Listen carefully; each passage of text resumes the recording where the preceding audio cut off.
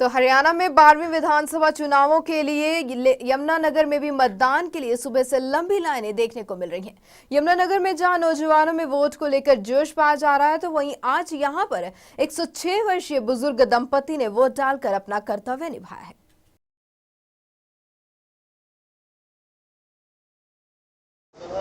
उम्र तो है जी 26 अप्रैल 1908। यहाँ तक 18 106 साल पाकिस्तान से वोट डालने लगे हैं। पहले व्यापार मंडल का हुआ था, जहरीलाल और मुकंदलाल का मुकाबला था।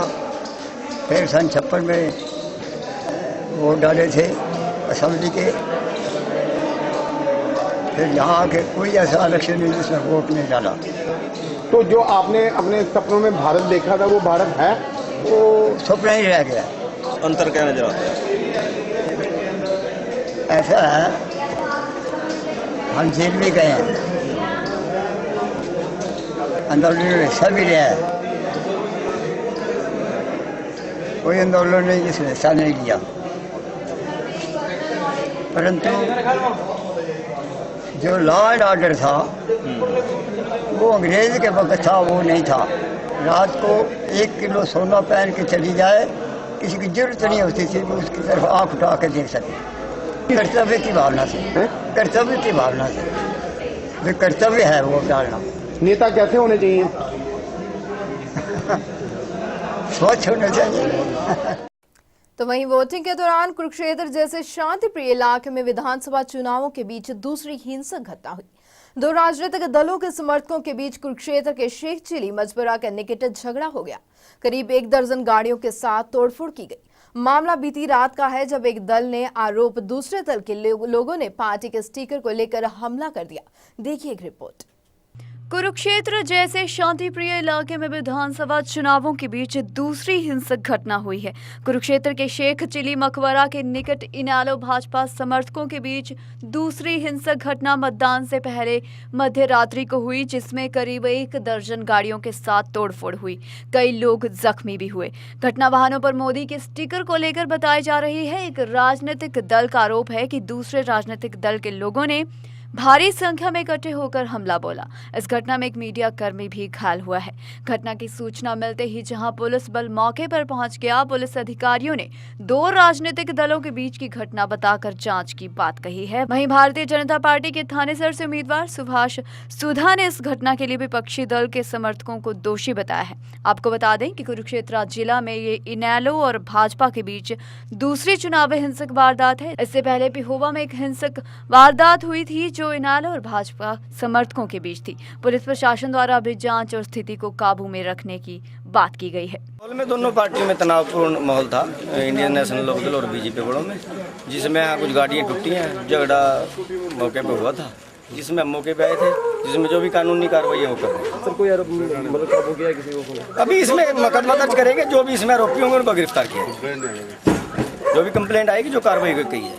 तो हम अपने घर पे बैठे हुए थे, कुछ इनेलो कार्यकर्ताओं ने यहाँ पर चौक पर आकर हमारे लड़कों के साथ बदतमीजी की उन्होंने, और हमारी गाड़ी खड़ी थी, उनके आगे गाड़ी अड़ाकर उन्होंने ये बात कही उन्हें कि ये बड़े आए मोदी के स्टिकर लगाने वाले, उतारो यहाँ मोदी के स्टिकर, यहाँ से अपनी गाड़ियाँ चेक करवाओ।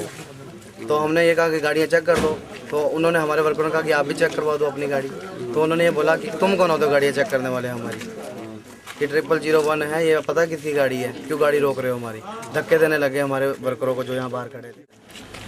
मैं रेलवे रोड से जा रहा था बस स्टैंड की तरफ, तो मुझे पता चला कि यहाँ कुछ मामूली सी 2 दलों में आपस में झड़प हुई है। तो मैं कवरेज करने के लिए इस तरफ आया, तो जैसे ही मैंने गाड़ी खड़ी की, मेरा ड्राइवर भी बाहर निकला, तो उसी टाइम शोर की आवाज़ें आ गई पीछे से कि भागो, वो लोग लाठियाँ लेके आ रहे हैं, तलवारें लेके आ रहे हैं। तो जैसे ही मुझे तो मतलब मैं जान बचा के अपनी भागा, और मेरी गाड़ी पे उन्होंने हमला कर दिया। काफ़ी लोग थे लाठियाँ और तलवारें लेके, तो मैं अपनी जान बचाकर दूर भागा। और अब मैं जब आया तो मेरी गाड़ी ख़त्म हो चुकी थी, मेरा ड्राइवर कहीं और अपनी जान बचाकर बैठा हुआ था। मुझे तुरंत इतनी देर में फ़ोन आया कि ऐसे मेरे कार्यकर्ताओं पर कि गाड़ियाँ करीब 15-16 गाड़ियाँ कोई शीशे तोड़ दिए, गाड़ियों का बहुत बुरा हालात कर दिए, और कुछ चोटें मारी हमारे वर्करों को। मुझे आगे फ़ोन आया, मैं अभी थोड़ी देर में घटनास्थल पर जाऊँगा और जो भी प्रशासन से उचित कार्रवाई होगी वो करवाऊँगा।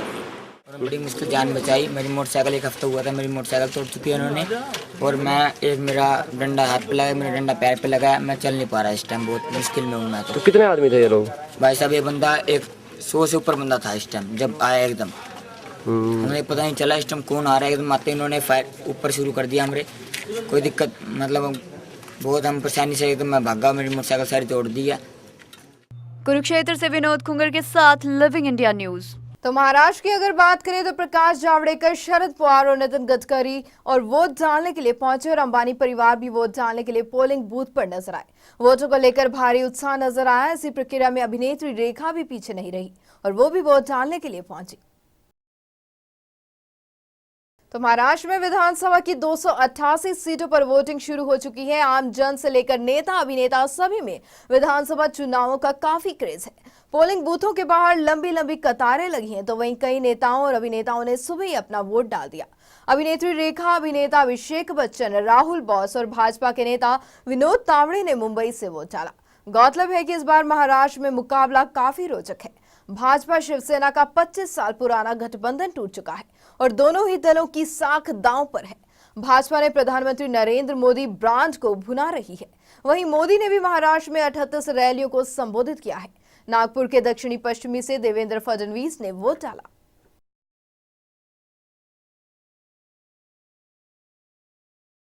तो वहीं अगर पंजाब की बात करें तो नवजोत सिंह सिद्धू की पंजाब सरकार द्वारा सुरक्षा वापस लिए जाने से उनकी पत्नी और पंजाब सरकार में मुख्य संसदीय सचिव डॉक्टर नवजोत कौर सिद्धू खासी नाराज नजर आ रही हैं। सुरक्षा वापस लेने वाले समाचार पर नवजोत कौर ने कहा है कि अगर उनके पति को कुछ भी होता है तो इसके लिए प्रशासन को ही जिम्मेदार ठहराया जाएगा। तो साथ ही उत्तर प्रदेश में कोराना विधानसभा क्षेत्र के उपचुनाव में भी आज वोट डाले जा रहे हैं। सपा के नाहिद हसन, भाजपा के अनिल चौहान और कांग्रेस प्रत्याशी अरशद हसन सहित 8 प्रत्याशियों के भाग्य का फैसला होगा। स्थानीय क्षेत्रों की दमखम के साथ सरकार के मंत्रियों के असर की परख भी होगी। मौजूदा सांसद हुकुम सिंह त्यागपत्र से रिक्त हुई सीट को कब्जाने के लिए भाजपा और सपा के बीच कड़ी टक्कर मानी जा रही है। तो पंजाब में स्थानीय निकायों के चुनावों के पहले कांग्रेस उपाध्यक्ष राहुल गांधी 16 अक्टूबर को यहां अपनी यात्रा के दौरान पार्टी की राज्य इकाई के नेताओं से मिलेंगे। प्रदेश कांग्रेस प्रमुख प्रताप सिंह बाजवा ने आज ये जानकारी दी। उन्होंने कहा कि पार्टी के लिए तत्कालिक चुनावी स्थानीय निकायों के चुनाव है और इसके लिए राहुल गांधी विभिन्न स्तर पर नेताओं से सुझाव आमंत्रित करेंगे ताकि अकाली दल भाजपा गठबंधन का मुकाबला करने के लिए रणनीति तैयार की जा सके। बाजवा ने कहा कि ब्लॉक और जिला अध्यक्षों के साथ राहुल की बैठक गुरुवार को सुबह शुरू होगी और इसमें खुली चर्चा की जाएगी। उन्होंने कहा कि जमीनी नेताओं को पार्टी को मजबूत बनाने के लिए उपायों के संबंध में खुलकर चर्चा करने का अवसर मिलेगा। उन्होंने कहा कि 2017 के विधानसभा चुनावों के लिए पार्टी को तैयार करने की रणनीति पर भी विचार किया जाएगा और राज्य में किसान समुदाय की समस्याओं का जायजा लेने के लिए गांधी किसान प्रकोष्ठ के प्रतिनिधियों के साथ बैठक करेंगे।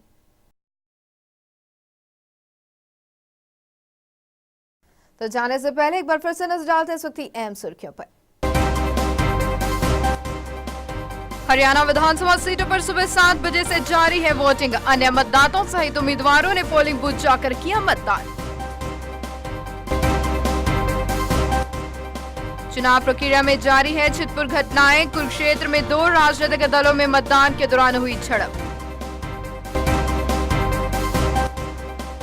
महाराष्ट्र में मतदान के लिए पहुंचे प्रकाश जावड़ेकर, शरद पवार सहित कई अन्य बड़े नेता मतदान कर इन नेताओं ने किया जीत का दावा। और 16 अक्टूबर को कांग्रेस उपाध्यक्ष राहुल गांधी पहुंचेंगे पंजाब। स्थानीय निकाय चुनावों के मद्देनजर राज्य इकाई के नेताओं से राहुल करेंगे मुलाकात।